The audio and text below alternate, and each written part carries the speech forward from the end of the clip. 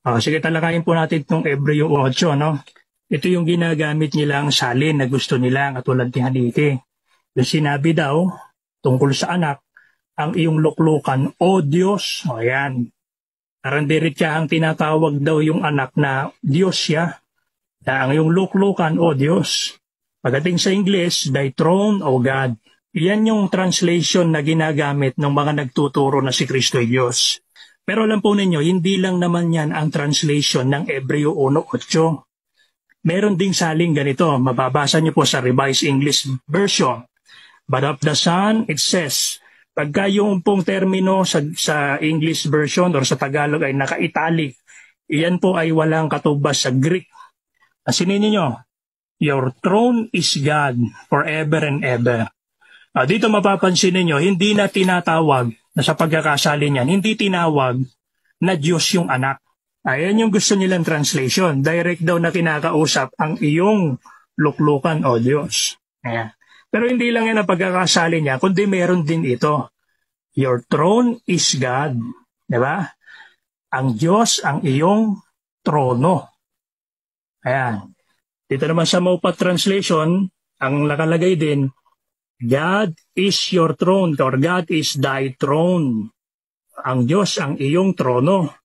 Ngayon, unawang NCGA dyan, so uupuan pala ng ama yung, o uupuan daw ng anak yung ama. Talagang mga unawang sablay din po pagka ganun eh. Ngayon, pag pinuntahan kasi natin sa Greek, bakit natin natitiyak? Mas accurate yung translation na ito. Your throne is God as predicative nominative. Pag dito naman is subject of the sentence, God is your throne. Kasi kung hihimay-himayin po natin yan sa Greek, pansinin niyo po yung Greek ha. Ito po yung Greek ng Hebreo 1:8. Hotronoso ho theos. Ayan. Ayun yung counterpart niya, ho, which is the article. Article po yan. Definite article. Hotronoso ho theos. Transliteration, yung translation niyan in literal, the, ayan, tronos is throne, zo is of you. Dito nagkakaproblema. Isinasalin nila itong article ng pabaligtad, binabaligtad nila yung osa, ginagawa nilang vocative case. Mali. Napansin ninyo article yan, ang katumbas niya ay the. So dapat ito, the rin. Kaya nga, the throne of you, the God, sa translation, ayan, God is your throne or your throne is God. Yan lang naman yun eh. Dinadaya lang kasi yung iba, yung kanilang ginagawang pagsasalin, lalo yung mga Trinitarian na version. Dinadaya lang nila eh. Kayo na mismo kung marunong kayong bumasa ng Greek, pag-aralan nyo magbasa ng Greek, ang hotheos is hindi kailanman dapat i-translate ng O God. Dahil yung ho na yan ay article, definite article, na ang katumbas niyan sa English ay da. Kaya nga ito, papakita ko sa inyo. Ito, verse 8 to verse 9. The throne of you, ho theos, to the age of the ages and the righteousness, and the righteous scepter is the scepter of your kingdom. Pagdating sa verse 9, therefore, ho theos of you, has anointed you with the oil of gladness above your companions. Ho tronoso ho theo, the throne of you, the God. Ayun, tignan nyo kung gaano kabayas yung ka-inconsistent yung mga Trinitarian na salin. The verse 8, the throne of you, ho theos. Isinaling nilang, the throne of you, O God. Pero pagdating sa verse 9, pansinin nyo, therefore, ho theos. Paano nila isinalin sa verse 9? Therefore, the God of you. Napansin niyo? Bakit sa verse 9? Bakit sa verse 9 ang pagta-translate nila ng hotheos, the God. Ba't hindi nila nilagay na, therefore, O God. Bakit doon lang sa verse 8? Bakit doon lang? Nakita niyo kung paano po maging inconsistent ang mga Trinitarian na salin? Kaya ang mas accurate na translation, yung ganyan po. The throne of you, the God, or God is your throne. God is thy throne forever. Yan ang tamang translation yan. At yan ay sinasang-ayunang kahit ng mga Trinitarian na scholar din. Ayan dito sa aklat na pinamagatang The Epistles to the Hebrews. At ang mababasa natin dito sa page 25 to 26. Sabi diyan, it is scarcely possible that Elohim in the original can be addressed to the king.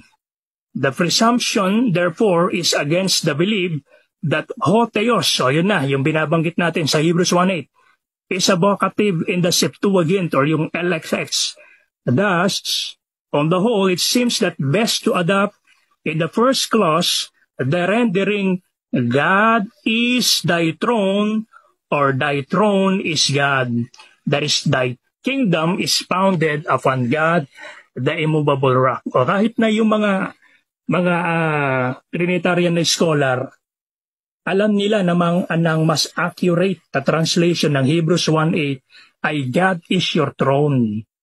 Pero ito na, uunawain ba natin yan na katulad ng unawang MCGI na edi uupuan pala ng anak yung ama? Diba? Ganun yung unawang MCGI eh. Uupuan daw ng ama ng anak yung ama. Pakinggan ninyo. May katulad pang pala. Ano ba nakakatulad niyan? Ayan na. Lord, be thou to me a rock of habitation. Thou art my rock and my fortress. Katulad lang yan itong mga binabanggit na ito ng talata sa Biblia na yung Diyos siya ang ating bato at ating, ano yung fortress sa Tagalog? Ito pa. Lord, thou hast been our dwelling place. Muog po, muog. Ayun, muog. Di ba? Ano pa? Dwelling place. Ibig bang sabihin ang Diyos pahingahan natin? Tutulugan ba natin ang Diyos? Ganun ba yon? Kaya nga, medyo sablay lang po yung unawa ng mga kaibigan nating MCJ na uunawaing literal, na uupuan ng anak yung ama. Hindi po ganun yun.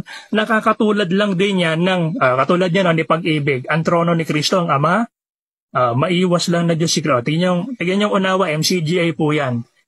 Kung ganyan ang tanong mo, tanong ko naman sa'yo, tirahan ba, bahay ba ng mga lingkod ng Diyos ang ama? Na doon sila natutulog sa ama, doon sila kumakain, doon sila naliligo. Diba? Muog ba nilang literal ang ama? Habitation, tirahan ba nila ang ama? Kaya mali lang po ang unawa ng mga kaibigan natin diba?